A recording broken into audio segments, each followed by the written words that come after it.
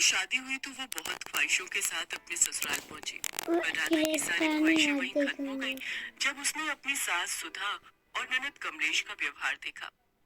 उसकी सास और ननद बहुत ही लालची स्वभाव की थी। जब उन्होंने देखा कि राधा अपने साथ दहेज में कुछ भी नहीं लाई है तो उन दोनों ने उस पर अत्याचार करने शुरू कर दिए। राधा बहू, नाश्ता कब तक मिल जाएगा? अभी तक तूने रसोई में कुछ भी नहीं बनाया। माँ जी, वो रसोई में नमक का डिब्बा ढूंढ रही थी। पूरी रसोई में कहीं दिखाई ही नहीं दे रहा, इसीलिए थोड़ी देर हो गई। अरे बहू, बस इतनी सी बात थी, मुझसे पूछ लिया होता। वो देखो सामने नीले ढक्कन वाले डिब्बे में नमक ही तो है। अच्छा वो, शुक्रिया माँ जी, आपने बता दिया। मैं अभी खाना लेकर आती हूँ। राधा खुशी खुशी बहुत ही स्वादिष्ट खाना तैयार करती है और सबको परोसती है। और जैसे ही सुधा, कमलेश और राधा का पति महेश खाने का निवाला मुंह में डालते हैं, वो तीनों थूक देते हैं। ये क्या माँ, मीठा खाना? इसमें तो इतनी सारी चीनी भरी पड़ी है। भला सब्जी में मीठा कौन डालता है? मीठा? नहीं तो मैंने तो नमकीन खाना बनाया, ये मीठा कैसे हो गया? हाँ, ये तो मीठा है। ओह, लगता है बहू ने नमक की जगह चीनी डाल दी है। मैंने तो नमक ही डाला था माँ जी, वो आपने मुझे बताया था ना, नीले ढक्कन वाला डिब्बा जिसमें नमक था। सत्यानाश! अरे मैंने नीले ढक्कन वाला नहीं बोला था, मैंने पीला ढक्कन वाला बोला था। नीले वाले में तो पिसी चीनी रखी थी। तुझे सुनने में गलती हो गई। कैसी बेवकूफ बहू घर में आई है। नहीं माँ जी, आपने मुझे नीले ढक्कन वाला ही बोला था। मुझसे सुनने में गलती नहीं हो सकती। अरे माँ, ये कल की आई हुई आपको झूठा बना रही है, बताओ तो। राधा, ये क्या तमीज है माँ से बात करने की? माँ क्या झूठ बोलेंगी? इतने सालों से माँ ही रसोई संभाल रही है। वो इतनी बड़ी भूल नहीं कर सकती। पूरा खाना खराब कर दिया। अब दुकान पर पूरा दिन भूखा ही रहना पड़ेगा। अरे महेश बेटा, सुन तो, मैं तुझे दूसरा खाना बनाकर देती हूँ। रुक तो बेटा, रुक जा। महेश गुस्से में चला जाता है और राधा की सास और ननद उसे पीटना शुरू कर देती हैं। एक तो पहले ही तेरे ऊपर तरस खाकर तुझे अपने घर की बहू बना लिया। अपने साथ दहेज में फूटी कौड़ी भी लेकर नहीं आई।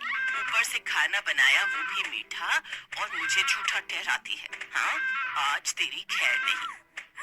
सुधा और कमलेश राधा को बहुत पीटती है। राधा खूब रोती है। अब तो रोजाना ही किसी न किसी बात पर सुधा और कमलेश राधा को मारती पीटती रहती थी। महेश अपनी माँ और बहन पर ही विश्वास करता था और उसे लगता था कि राधा ही गलत है।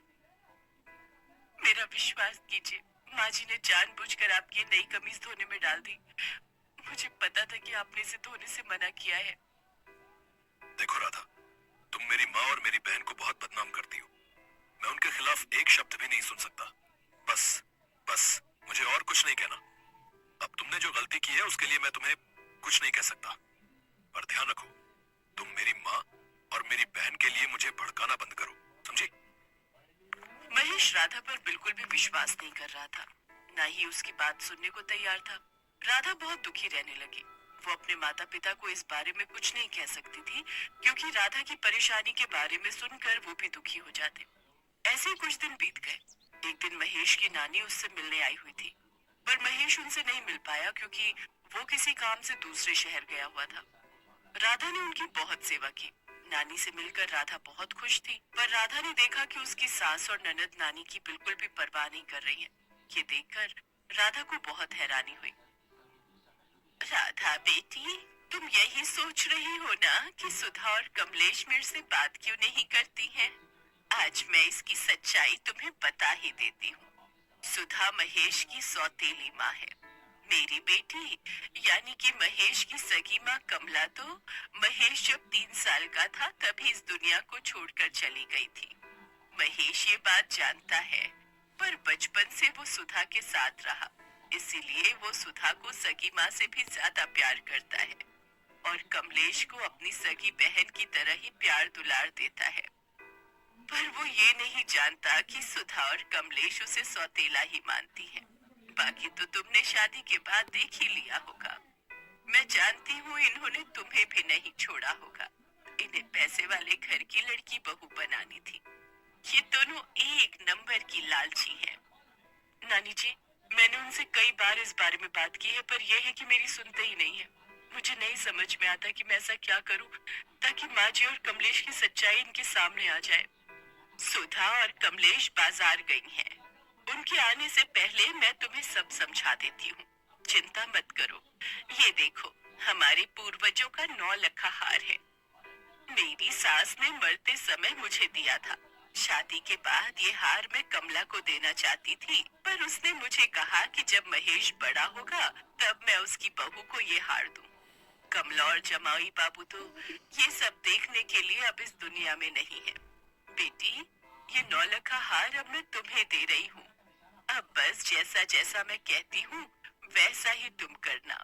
ये 9 लखा हार भी तुम्हारे पास रहेगा और तुम्हारा पति महेश भी सही हो जाएगा। राधा को सब कुछ समझाकर नानी चली जाती है।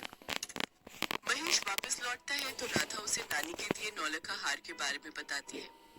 मैं आपको अभी दिखाती हूँ, बहुत सुंदर हार है। एक काम करते हैं, हम इसे माँ को दे देते हैं। माँ संभाल कर रख लेंगी। मैंने तो माँ को बोला था कि आप रख लो, पर उन्होंने मुझे मना कर दिया। बोला कि ये बड़ी जिम्मेदारी वो नहीं संभाल सकती। अच्छा, मैं अभी जाकर पूछता हूँ। लाओ, दिखाओ जरा हार। कहाँ गया? अभी तो यही रखा था। अरे, 9 लखा हार कहाँ चला गया? मैंने तो अलमारी में इसी डिब्बे में रखा था। महेश, हार गायब है। आपने राधा का 9 लखा हार देखा, जिसको रखने की जिम्मेदारी राधा आपको दे रही थी? कौन सा 9 लखा हार? मुझे किसी हार के बारे में नहीं पता। वही हार माँ जी जो नानी माँ मुझे देकर गई हैं। भैया, नानी माँ कौन सा 9 लखा हार देकर गई हैं? हमें तो भाभी ने कुछ नहीं बताया। सुनिए, मैंने माँ जी और ननद जी को हार दिखाया था। मुझे नहीं पता ये दोनों इस बात से क्यों मुकर रही हैं। इतने प्यार से नानी माँ ने वो 9 लखा हार मुझे दिया था। पता है, वो हार नानी माँ आपकी स्वर्गीय माँ को देना चाहती थी, पर माँ जी का मन था कि वो हार मैं पहनूं, यानी कि आपकी पत्नी और उनकी बहू। मुझे नहीं समझ आ रहा वो 9 लखा हार कहाँ गया। राधा ये सब जानबूझकर कर रही थी। वो ये बात जानती थी। वो बहाने से रोती रोती सुधा के कमरे तक जाती है और उसकी पलंग पर बैठ जाती है। राधा ने खुद ही सुधा को सबक सिखाने के लिए हार पलंग के गद्दे के नीचे छुपा दिया था। ये क्या छुप रहा है? इसके नीचे तो कुछ है। क्या है? अरे, ये तो वही 9 लखा हार है जो नानी माँ ने दिया था। सुनिए, ये हार माँ जी के बिस्तर पर है। इसका मतलब माँ जी ने मेरे कमरे से इस हार को चुरा लिया। माँ जी, मैं तो आपके पास खुद ही ये हार लेकर आई थी, फिर आपको इसे चुराने की क्या जरूरत थी? आपने ऐसा क्यों किया? आपने चोरी की अपने ही घर में? मुझे सच में अपने ही घर में? मुझे सच में ये देखकर बहुत हैरानी हो रही है। नहीं महेश बेटा, मैंने कोई चोरी नहीं की। मुझे नहीं पता ये हार यहाँ कैसे आया। महेश अपने कमरे में चला जाता है। बस ऐसे ही कितनी बार मैंने भी अपनी सच्चाई का सबूत दिया, पर आपने हमेशा मुझे झूठा ठहराया। अब आपको पता चल रहा है कि किसी को जबरदस्ती झूठा फंसाने से उस व्यक्ति को कितना दुख होता है। आज आप पर बीत रही है ना, तब आपको समझ आ रहा है। अब देखना, धीरे धीरे मैं महेश को अपनी तरफ ले लूंगी और उसके बाद आप दोनों यहाँ नहीं रहोगे। नहीं नहीं, मुझे माफ कर दो बहू। मेरा और मेरी बेटी का इस दुनिया में कोई भी नहीं है। मैं तो इसी घर में अपने बेटे के सहारे रह रही हूँ। मैं महेश को सब सच बता दूंगी कि मैंने तुम्हारे साथ क्या क्या किया। मैंने तुम्हें बहुत दुख दिए। अचानक महेश सारी बातें सुन लेता है। उसके पैरों तले जमीन खिसक जाती है कि अब तक वो अपनी पत्नी राधा को कितना गलत समझता था, पर असली गुनहगार उसकी माँ और बहन थी। मैंने सब कुछ सुन लिया माँ, पर मैं आप दोनों को यहाँ से कहीं नहीं भेजूंगा।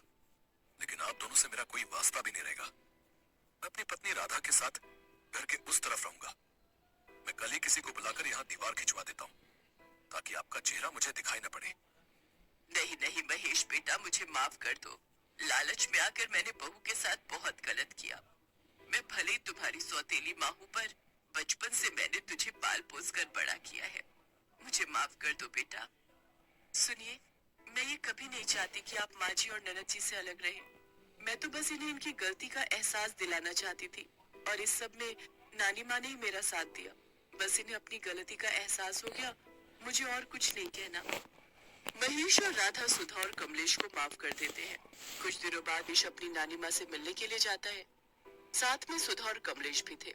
इतने दिनों बाद अपने नाती और बहू को घर आया देख नानी माँ की आंखों में खुशी के आंसू आ जाते हैं। नानी माँ बहुत खुश थी कि सुधा को अपनी गलती का एहसास हो गया। वो अपने बच्चों को आशीर्वाद देती है। राधा के गले में वही नौलखा हार था जो नानी माँ ने उसे दिया था। वो नौलखा हार पहनकर राधा बहुत सुंदर लग रही थी। महेश और राधा के बीच भी सब कुछ ठीक हो गया और सुधा और कमलेश को अपनी गलती का एहसास हो गया। अब वो दोनों भी राधा के साथ प्यार से रहने लगी।